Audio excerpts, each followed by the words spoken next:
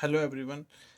ये video specially उन बच्चों के लिए है जो अभी इस टाइम एआईबी एग्ज़ाम्स के लिए तैयारी कर रहे हैं। बच्चे अक्सर ये गलती ज़रूर करते हैं कि वो लोग बुक्स पे ज़्यादा ध्यान देते हैं, सिलेबस पे ज़्यादा ध्यान देते हैं, लेकिन वो स्ट्रेटजीज़ पे ध्यान नहीं देते जिसके जो कि उन्हें यूज़ होगी बेरेक्स को यूज़ करने के लिए एग्ज़ाम हॉल के अंदर। आप चाहे कितनी ही तैयारी कर लो, लेकिन अगर आपको बेरेक्ट यूज़ करना नहीं आता या उसको मैनेज करना नहीं आता एग्ज़ाम के अंदर, तो आपके लिए एग्ज़ाम के अंदर बहुत मुश्किल होने वाली है। क्योंकि नॉलेज एक तरफ है, आपके स्किल्स एक तरफ हैं, लेकिन जिस टाइम आप बेरेक्ट यूज़ करोगे उस प्रेशर के अंडर, और जैसे जैसे क्वेश्चंस आपको मुश्किल आते रहेंगे या फिर जैसे जैसे आपके क्वेश्चंस गलत होते रहेंगे, आपके दिमाग पे प्रेशर बिल्ट होता चला जाएगा। और ऐसी कंडीशन में अगर आप ये पहले से तैयारी नहीं रखते हैं कि आपको मैनेज कैसे करना है बेरेक्ट्स को, तो अगर आपके पास प्लान नहीं है तो आप वहाँ पे बहुत ज़्यादा स्ट्रेस में आने वाले हो और उसका इम्पैक्ट आपके आंसर्स पे भी पड़ने वाला है। यही कंडीशन मैक्सिमम बच्चों की होती है, चाहे आप कितनी ही तैयारी कर लो, लेकिन अगर आप मैनेज नहीं कर पा रहे हो अपने बेरेक्ट्स, तो फिर आप बहुत मुश्किल में आने वाले हो। अब मैं आपको वो स्ट्रेटजी बताने वाला हूँ जो कि आपको एग्ज़ाम हॉल के अंदर बहुत काम आने वाली है। ये पॉइंट्स अगर आप याद रखते हैं तो आपको पहले ही आपका ब्रेन बिल्ड हो जाएगा कि हमने वहाँ पे करना क्या है, कैसे करना है, कैसे अटैम्प्ट करना है। आपको वो मुश्किल है वहाँ पे फर्स्ट टाइम नहीं आने वाली अगर आप इन पॉइंट्स को ध्यान रखते हो तो। मैक्सिमम चांस है आपको जो भी आपका लोकेशन या आपका जो भी सेंटर पड़ेगा एग्ज़ाम के लिए, वहाँ पे क्लासेस ऐसे ही होती हैं, चाहे वो स्कूल हो चाहे वो कॉलेज हो। आपको मैक्सिमम चांस है कि यही बेंचेस मिलेंगे आपको, इस टाइप के। तो होता ही है कि आपको कई बार होता है कि एक बेंच के ऊपर एक बच्चे को बिठाया जाएगा, लेकिन कई बार एक बेंच के ऊपर दो बच्चों को बिठाया जाता है। तो वो कैसे मैनेज करना है आपको, मैं आपको बताने वाला हूँ। बेरेक्स पे कैसे रखे जाएंगे, कैसे उनको यूज़ करना है। जैसे ये टेबल है, अगर आप लेफ्टी हैं और आपको ये जो प्लेस अगर आपको ये वाला मिलता है, तो ये आपके लिए बेस्ट है, क्योंकि आपको ब्रैकेट रखने हैं फिर यहाँ पे इसलिए रखने हैं क्योंकि आप राइट हैंडी हैं, और वहाँ पे आपको जब भी आप सर्च करना चाहेंगे अपने बेरेक्ट्स को, तो आपको राइट हैंड के थ्रू ही बहुत हेल्प मिलने वाली है।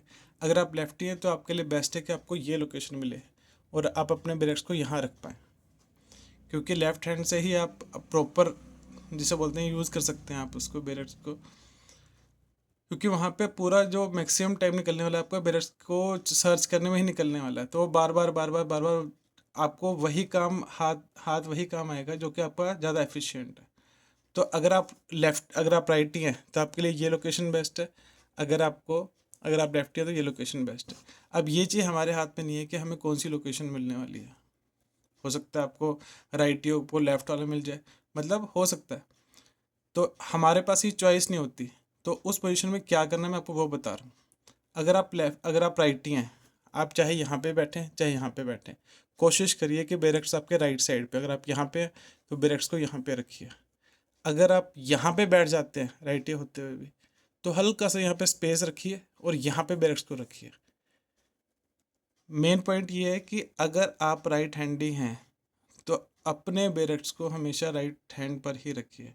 अगर आप लेफ्टी हैं तो कोशिश करिए कि मैक्सिमम टाइम आपके बेरेक्ट्स लेफ्ट साइड पर ही रहें।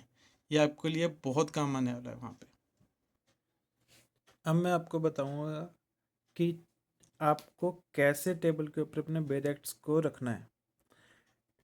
ऑलमोस्ट 29 के आसपास बेरेक्ट होंगे। अगर आप एक ही साथ उन सभी को रख देते हो तो आपको मैनेज करना मुश्किल हो जाएगा, क्योंकि अगर कोई बेरेक्ट सबसे नीचे है तो आपको वो सभी 28 ऊपर वाले उठाने पड़ेंगे, और ये बार बार करोगे तो बहुत मुश्किल होने वाली है। तो सबसे पहला पॉइंट तो ये है कि आपको हमेशा इसको दो पार्ट्स में डिवाइड करना है। दो पार्ट्स में क्यों? एक तो आपके लिए ईजी होगा, लेकिन अब बात ये आती है कि इसको किस तरह से दो पार्ट्स में डिवाइड किया जाए। तो ये हम डिवाइड करेंगे वेटेज के हिसाब से। अब वेटेज में कैसे? ये है हमारा सिलेबस जो इस बार आने वाला है।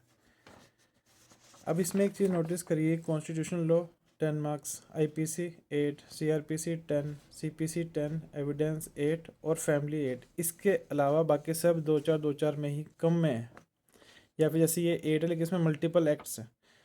तो ये सिर्फ यही 5 एक्ट हैं, 6 एक्ट हैं जो कि हमारे पास मोस्ट वेटेज वाले एक्ट्स हैं। तो हमने क्या करना है कि दो पार्ट्स डिवाइड करने हैं। एक पार्ट में हमने रखना है इसमें जो हाईएस्ट वेटेज वाले हैं, जैसे कि constitution law, IPC, CrPC, CPC, evidence और फैमिली। हमें सिर्फ यही एक्ट्स हैं, बेयर एक्ट्स हैं, यही सारे बेयर एक्ट्स हैं जो कि हमको एक साइड पे रखने हैं, और बाकी जो बाकी रह गए वो होंगे राइट साइड पे। अब इसमें मैंने क्या किया है, सबसे ऊपर कॉन्स्टिट्यूशन, इसके बाद आईपीसी, फिर BNS, CrPC, BNSS, the evidence act, साक्ष्य अधिनियम, सीपीसी और फैमिली लॉ। अब मुझे ये पता है कि इस साइड पे जो ये बेरेक्ट पड़े हुए हैं, मैक्सिमम जो वेटेज वाले हैं, मैक्सिमम मार्क्स वाले जो बेरेक्ट्स हैं वो यहाँ पर हैं। जो मेन एक्ट्स हैं सबसे ज़्यादा जिसे हम पढ़ते हैं वो यहाँ पर है। अब जो बाकी रह गए वो यहाँ पे हैं। अब इन्हें कैसे मैनेज किया, क्योंकि तो 8-10 थे, लेकिन फिर भी 20 से प्लस होंगे, चाहे वो छोटे होंगे पतले होंगे, लेकिन वो होंगे। इसका फॉर्मूला ये है कि आपको ये हमेशा रखने हैं अल्फ़ाबेटिकली ऑर्डर में। मतलब कैसे, सबसे पहले जब भी हम कोई बैरिक देखते हैं उसमें द लिखा होता है ऊपर, तो द को आप स्किप करो। द के बाद एडमिनिस्ट्रेटिव ट्रिब्यूनल, ए से स्टार्ट हो रहा है इसलिए सबसे ऊपर। एडवोकेट्स एक्ट, ए से है सबसे ऊपर। सी, बी से कोई नहीं है, सी से है तो सी आ गया। कंपनीज एक्ट सी से है, इसके बाद ई से है, आई से। इस तरह से आप अल्फ़ाबेटिकली लगाइए। अब इसका फ़ायदा क्या होने वाला है, अब आपको ये पता होना चाहिए कि अगर एडवोकेट्स एक्ट आता है तो वो यहाँ पर कहीं पे नहीं है, यहाँ पर कहीं पे नीचे नहीं है, वो हमेशा आपको ऊपर मिलेगा। आपको ये पता होना चाहिए कि अगर ई से आता है, सी से आता है, तो ए के बाद बी नहीं है तो सी में यहाँ पे आने वाला है। अगर कोई आपको पता है कि आई से आ रहा है तो बीच में कहीं पे आएगा। आपको पता होना चाहिए कि इस लास्ट में जो भी आने वाला है वो आएगा एस से। अगर ये आपको एस मिल गया तो आपको ये पता होना चाहिए कि इसके ऊपर आपको मिलेगा, ये एन बीच में गलती से रखा गया, एन रखेंगे हम